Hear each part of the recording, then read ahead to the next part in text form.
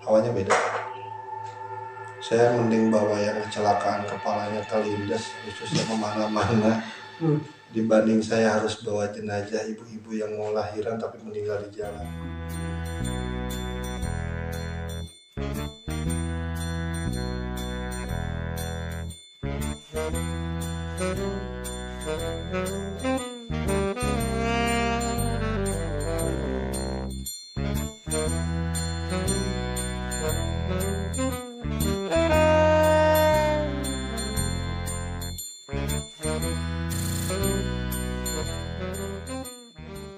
Kembali lagi di saya Kang Ilham Channel. Nah, kali ini kita kedatangan salah satu sahabat kita nih, Kang Galuh.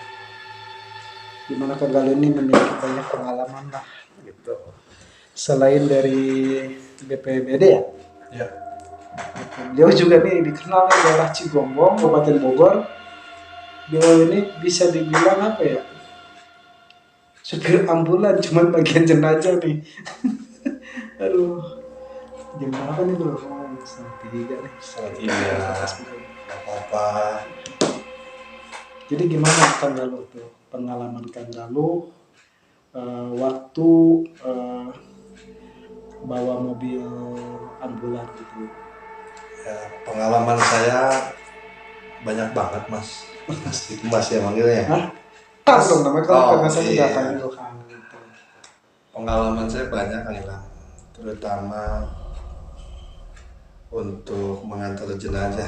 Waduh, langsung tembaknya jenazah dulu. Tapi ada pengalaman saya yang paling serem waktu itu saya bawa jenazah dari Ciawi ke Lampung.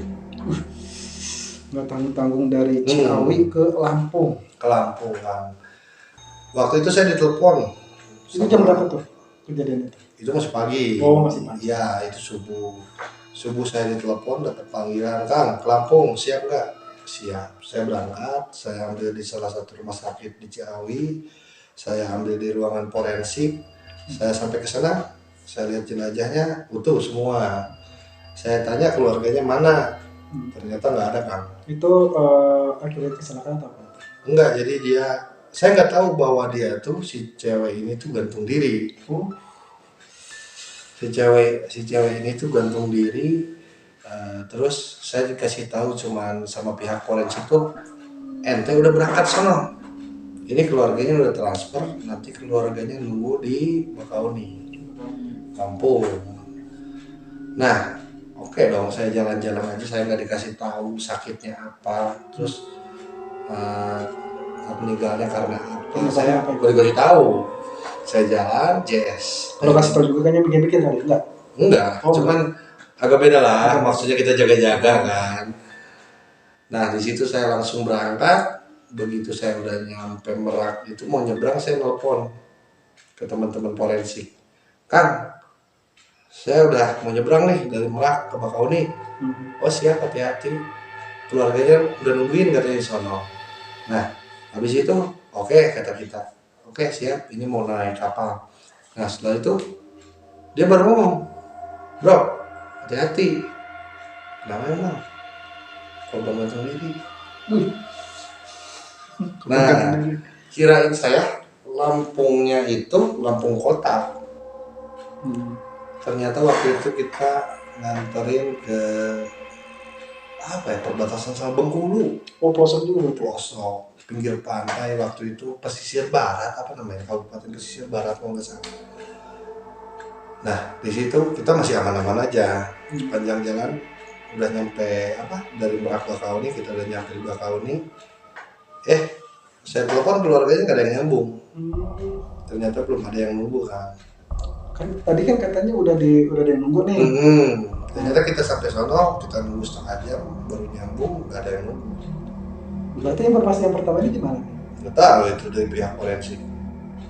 Katanya bilang udah ada yang nunggu. Nah itu pihak forensik memang sudah koordinasi. Udah komunikasi lah. Udah komunikasi sama keluarganya katanya. Nah setelah itu di situ banyak kejanggalan. Waktu itu kita mau masukin taman nasional apa ya? Saya cuma berdua. Saya lapar, saya istirahat dulu lah, ngopi dulu, ngerokok dulu. Kita ngerokok dulu, ngopi. Ban itu kempes berapa kali ya? 4 atau 5 Ban itu. ban, nggak ada paku, nggak ada apa, nggak ada bocor, nggak ada apa. Di situ kita santai aja, pelan-pelan aja, nggak usah ngebut-ngebut dekat ini kan. Nah setelah itu dipikir-pikir, setelah beres ngopi saya ngerokok, di starter nggak jalan, Mobil ini. nggak jalan. Ini masih yang dicari di Lampung ini. Ya masih yang di Lampung ini nggak jalan mobil. Emang kejadian mobil nggak jalan berapa kali ya, banyak. Termasuk yang saya bawa ke Las Roban itu, lewat Las Roban. Ini masih yang di Lampung ini berarti mobil nggak jalan. Sebelumnya kan pasti kan kalau kendaraan mau dibawa jarak jauh gitu ya, pasti kan dicek dulu kan kesehatan. Betul, iya. Itu dicek dulu, sempat dicek dulu. Kita kalau misalkan mau perjalanan jauh, pasti semua kondisi ban, aki, sampai radiator kita selalu cek oli. Itu normal tuh semua. Normal semua. Loh, kenapa bisa tuh ya? Nggak tahu. Begitu kita Itu jam berapa itu kalau boleh tahu? kita nyampe sana masih siang. Mau gue siang juga? Siang. Kita siang, ternyata ya mungkin gangguan-gangguan alam-alam lain. Saya bawa santai, saya ngerokok, istirahat.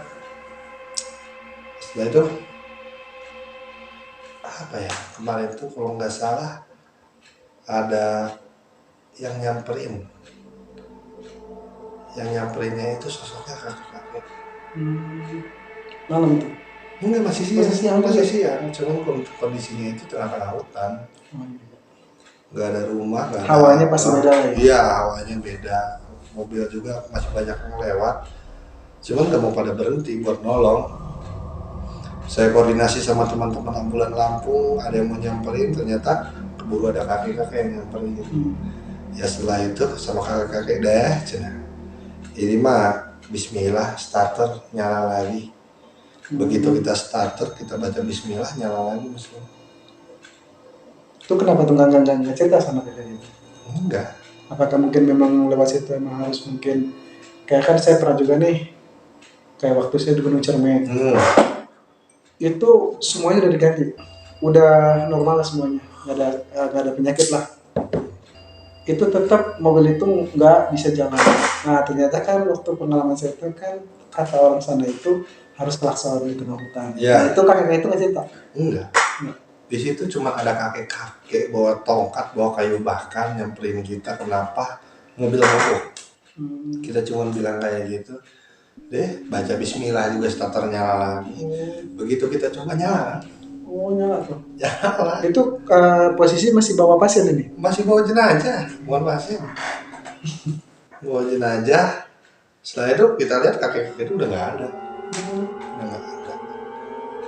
Kita udah ngelewatin hutan, kita kontak sama keluarganya, Pak minta Sherlock yang jelas. Kita ikutin Sherlock yang kedua kalinya, alhamdulillah nyampe ke sono tuh kalau nggak salah Isa. Oh bisa.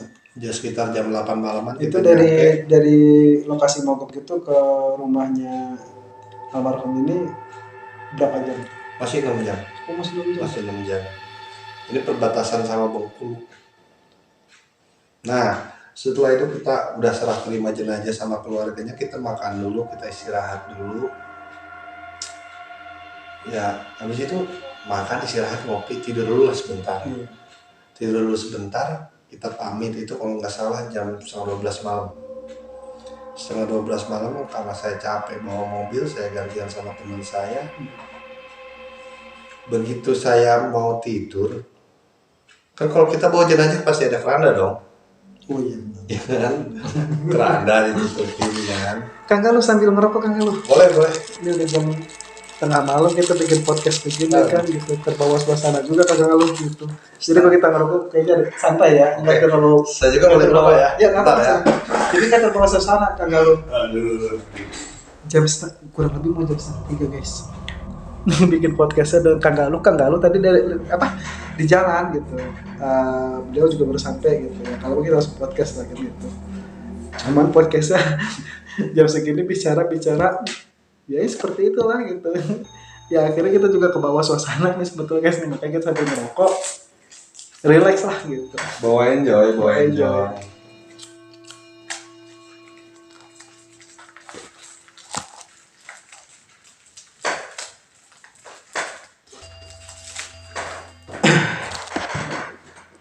Ya, sambil ngerokok. Ngerokok ya, boleh ya. Oh, boleh, boleh, nggak apa-apa. Nggak apa-apa. Kayaknya jarang ya orang podcast sambil ngerokok mungkin ya. Ini kita karena suasana aja, guys. Bro, jadi sampai kita ngerokok jadi relax ya. Nah, terus gimana tanggal dari bulan ini kan otomatis kan kerada sekarang ini ke Ciawi ya? Ya, kita boleh cari. Itu ada hal-hal atau kejadian-kejadian yang katakanlah aneh atau gimana gitu. Itu jelas aneh. Jelas anehnya kenapa saya bilang aneh? Jadi gini kan, begitu jenazah diturunin, otomatis sudah beres dong semua. Terus saya lipat kain jenazahnya, saya rapihin, saya cuci dulu kerandanya semua. Kalau saya bawa mobil pasti kalau jauh kita berdua. Misalkan saya berangkat, pulangnya teman saya, gitu kan. Nah, gantian. Begitu saya pulang, teman saya yang bawa, saya mau istirahat dong.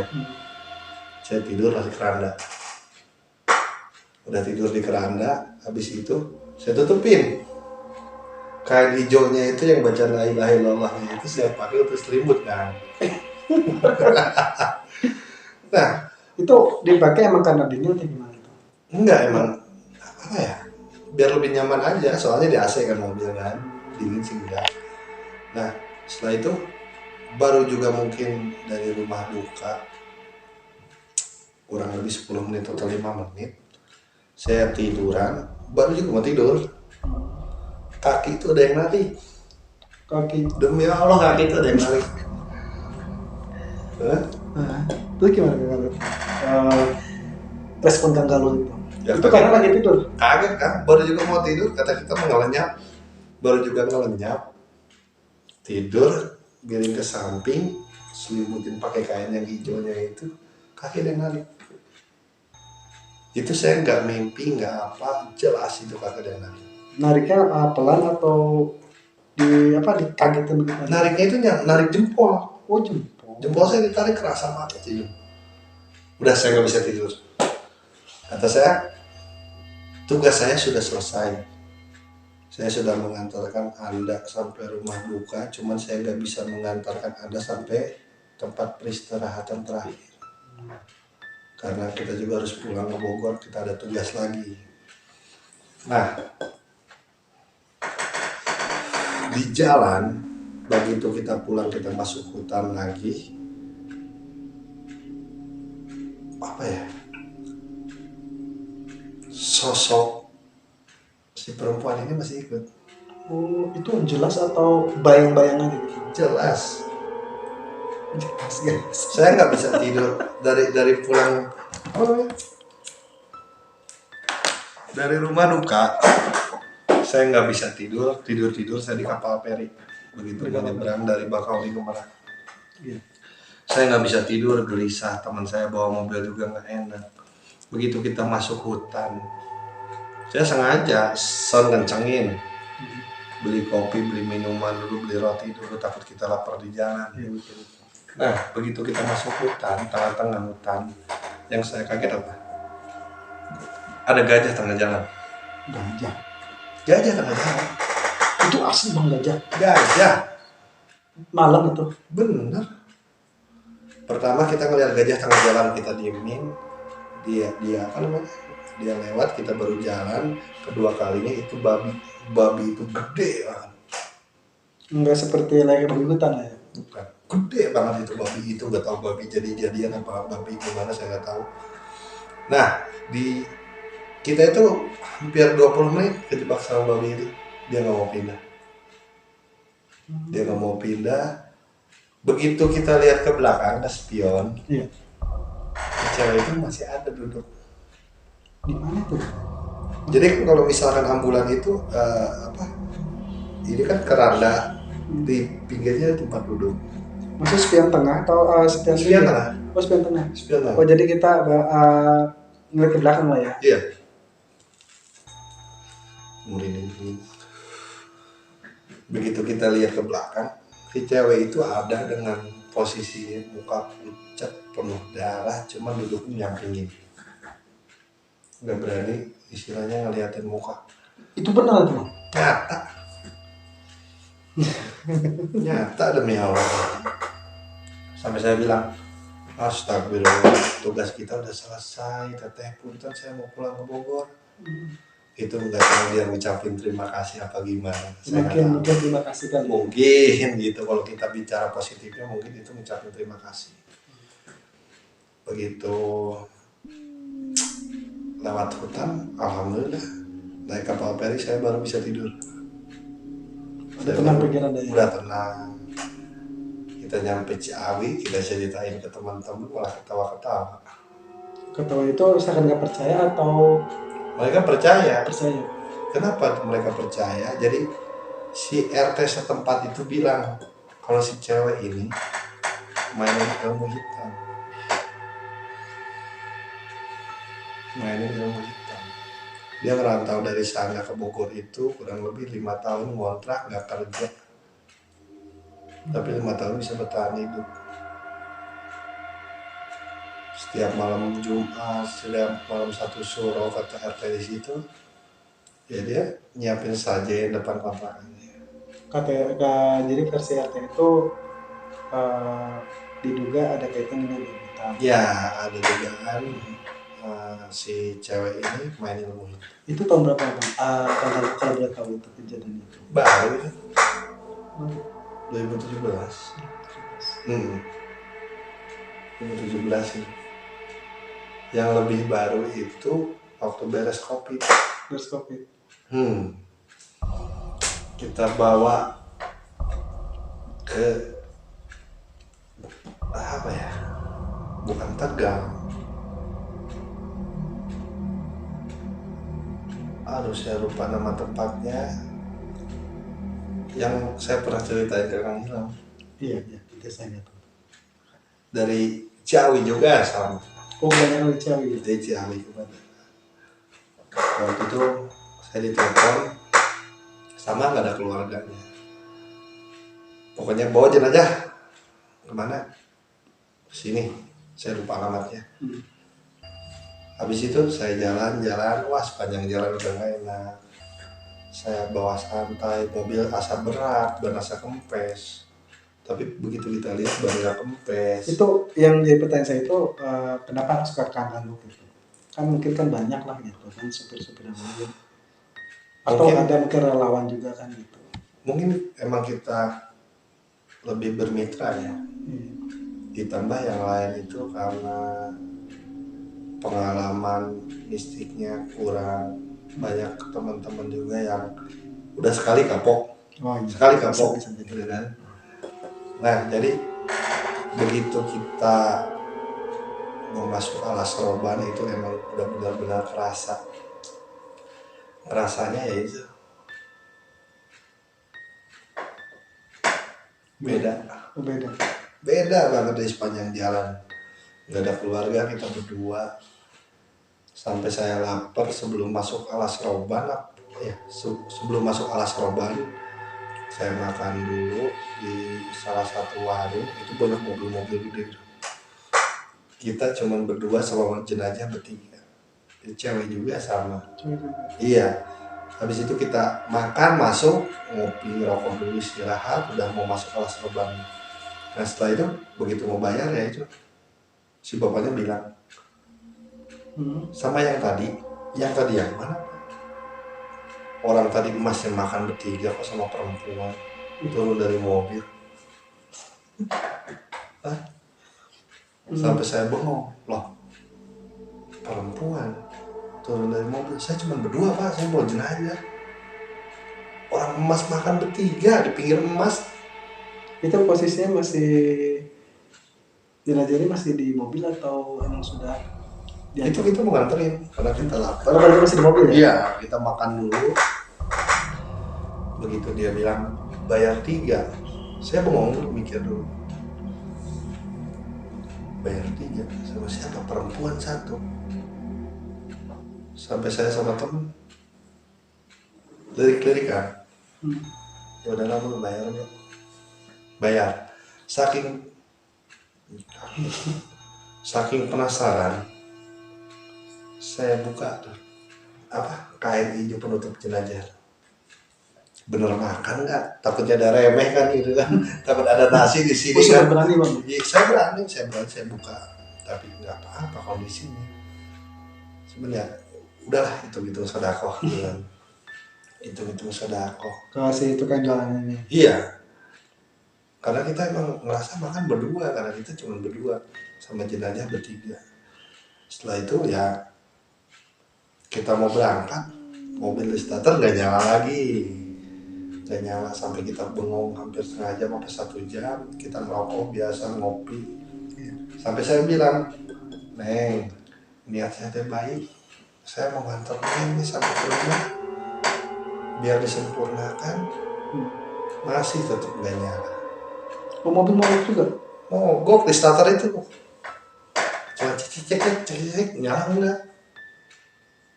Ya udah, saya balik lagi ke warung, Pak beli kopi. Padahal masih di dalam mobil tadi ya. Masih di dalam mobil sampai jadi mobil itu ada sekat kan. Supir disekat, di belakangnya baru jenazah. Sampai saya nggak berani istilahnya marah ke belakang, lihat ke belakang, spion juga tetap pelintirin dulu. Habis itu teman saya beli kopi, kita beli kopi dulu. Sampai saya bingung, pintu ambulan belakang itu dibuka. Saya ngerokok dulu, saya ngopi dulu. Di situ baru cobalah istilahnya bismillah. Siapa tahu kan ada yang mau numpang ke sini. Makanya kita rokok ditaruh di belakang mobil, kopi pahit di belakang mobil. Sambil ngerokok aja saya bilang, gini amat ya perasaan. Emang dari awal tuh emang perasaan udah gak enak, tapi kenapa kok kayak gini gitu kan.